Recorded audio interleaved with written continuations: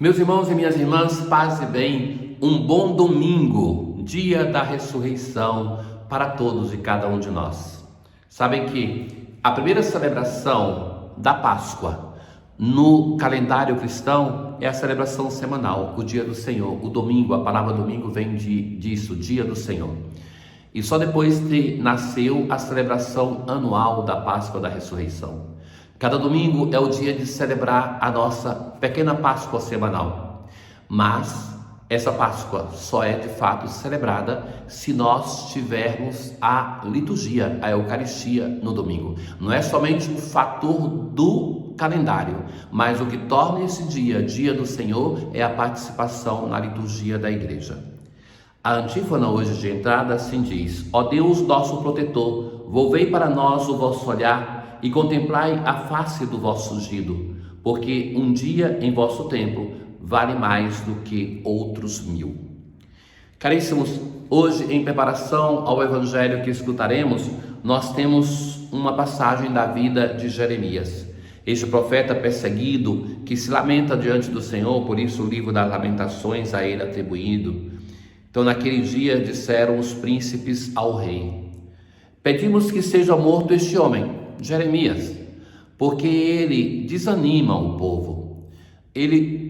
A acusação que fazem contra Jeremias é porque ele está anunciando a verdade, aquilo que vai acontecer, que o povo vai ser deportado para a Babilônia, e que a coisa que ele aconselha é que o rei se renda, porque é inútil, e de fato vai acontecer isso, aquilo que Jeremias vai dizer, que querendo combater Nabucodonosor, ele vai ser levado, o rei e toda a casa e os habitantes de Jerusalém. Então, o Sedecias vai dizer assim: ele está em vossas mãos. E Jeremias vai ser jogado em uma cisterna que é com pouca água, mas muita lama, e ele vai afundando na lama. E até que alguém vem e intercede por ele, um etíope, que vai pedir que ele seja tirado. Então o rei vai dizer: leva contigo 30 homens e tira da cisterna o profeta Jeremias antes que morra. Essa imagem do profeta que está sofrendo por causa da palavra de Deus que anuncia, nos ajuda a compreender aquilo que vai acontecer no evangelho de hoje. Então nós vamos primeiramente percorrer o texto do Salmo responsorial, Salmo 39. É a esperança do salmista de que o Senhor vai agir na sua história. Esperando, esperei no Senhor, e inclinando-se ouviu o meu clamor. Retirou-me da cova da morte. Continua o salmista: colocou os meus pés sobre a rocha. Canto novo ele pôs em meus lábios. Eu sou pobre, infeliz, desvalido, porém guarda o Senhor minha vida. O Senhor é a esperança daquele que deposita no Senhor a sua existência, o seu futuro. Deus é aquele que consola no nosso sofrimento.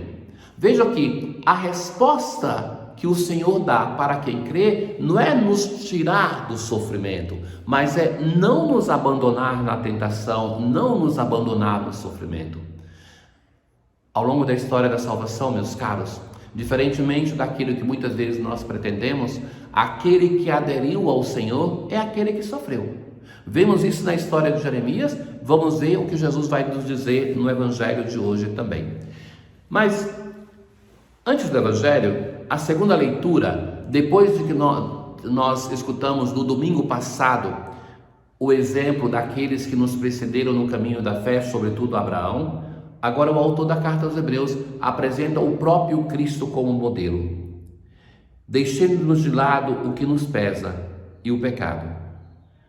Empenhemo-nos com perseverança no combate que nos é proposto. O combate que nos é proposto, a luta espiritual, é a luta contra o mal, a luta com o pecado. Nessa luta o Senhor luta em nós. Com os olhos fixos em Jesus, que em nós começa e completa a obra da fé. É Ele, o Senhor, que nos é colocado como modelo. Ele que suportou a cruz. Não vos deixeis abater pelo desânimo. É hora de erguer a cabeça, olhar para o crucificado, para o Cristo, e nele encontrar a força para nós perseverarmos no bom caminho. E vai concluir o texto de hoje dizendo: vós ainda não resististes até o sangue na vossa luta contra o pecado. Ainda falta uma luta sincera para que o Senhor ressuscitado manifeste a sua força de vida em cada um de nós. Na aclamação ao Evangelho de hoje: minhas ovelhas escutam minha voz estão elas a escutar. Eu conheço então minhas ovelhas que me seguem comigo a caminhar.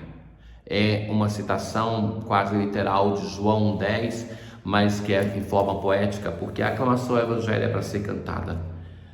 Ora, Jesus vai dizer aos seus discípulos: eu vim para lançar fogo sobre a terra.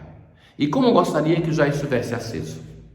Então, o texto do Evangelho de hoje, com um tom apocalíptico, vai Jesus nos falar do sofrimento que nos espera quando nós aderimos ao Evangelho. Isso, meus caros, é porque, concretamente, as primeiras comunidades cristãs, aquela a qual se destina a obra lucana também, sofriam enormemente por causa da adesão ao Senhor. Isso era normal entre os primeiros cristãos. Ao ser convertidos ao cristianismo, ao se converterem, eles eram perseguidos, abandonados pela família, pelos irmãos de fé, não podiam mais entrar na sinagoga. Se tinham necessidade de bens materiais, se tinham fome, não podiam mais ser assistidos, e perseguidos também pelo Império Romano. Era emergir-se, como vai dizer o profeta Jeremias no início da sua vocação, é emergir-se em um mundo de perseguição e sofrimento. Então, ter consciência disso no nosso caminho de fé é ser coerente com a palavra de Deus, do Antigo e Novo Testamento. Se nós pensamos a vivência de fé como um ser acolhido e festejado porque somos cristãos, é sinal que nós não compreendemos o Evangelho. E se isso acontece na nossa vida é porque vivemos uma fé água com açúcar, que não perturba ninguém. Somente o testemunhar o valor da fé já nos bastaria para ser um incômodo para o mundo, porque não somos do mundo, mas estamos no mundo. Então, por isso Jesus vai começar dizendo assim: eu vim para lançar fogo sobre a terra. Devo receber um batismo. Esse batismo é a cruz, o sofrimento. Como estou ansioso que ele aconteça. Vós pensais que eu vim trazer paz sobre a terra? Pelo contrário, eu vos digo, eu vim trazer divisão.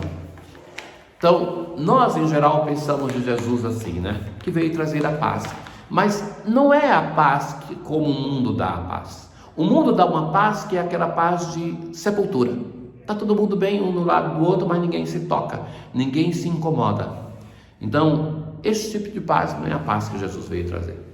Jesus veio trazer uma paz, sim, que é fruto do seu Espírito, mas que é uma paz que é um testemunho contra o mundo, para que o mundo se sinta incomodado com o seu desmantelo. Nós devemos ser atentos, meus caros, que nós somos bombardeados todos os dias pelos meios de comunicação, pelos poderes deste mundo, pela política, pelos empresários, pelos púlpitos deste mundo, com uma mensagem que não é evangélica e que nós facilmente somos arrastados por isso e não temos a diferença cristã.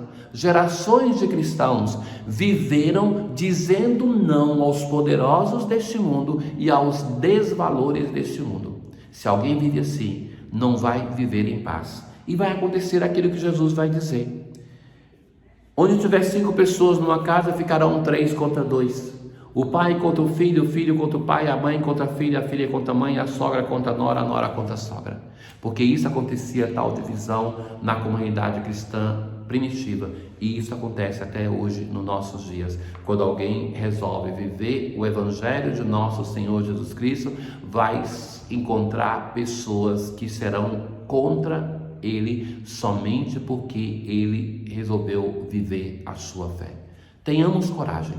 A comunidade cristã deve ser para nós, e por isso a necessidade de comunidades que se queiram bem, uma nova família, que nos sustentemos na nossa vida de fé, na nossa vocação, no nosso ministério. Tenham todos um bom domingo. O Senhor esteja convosco, Ele está no meio de nós. Abençoe-vos, ó Deus Todo-Poderoso, o Pai, o Filho e o Espírito Santo. paz.